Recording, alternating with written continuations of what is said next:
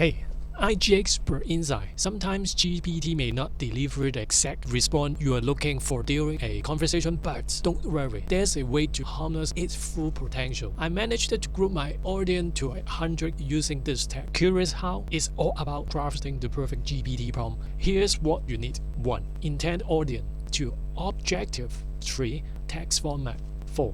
Goal. 5. Relevant data. 6. Tone. 7. Target audience. Consider this example. A top business coach create a web banner to help small business owner beat procrastination. The prompt including step-by-step instructions, bullet point for clarity, and an inspired white style tailored for impulsive buyer. By specifying the audience, duration, and outcome, the prompt becomes more effective. Keep in mind, GPT is super adaptable and can work with range of prompt. Just remember to give it a solid structure to guide its output. Be water. It's need the right container. Stay updated on the last GPT tactic by following me. I'm him, your go-to IG expert. Happy to share my know-how with you all.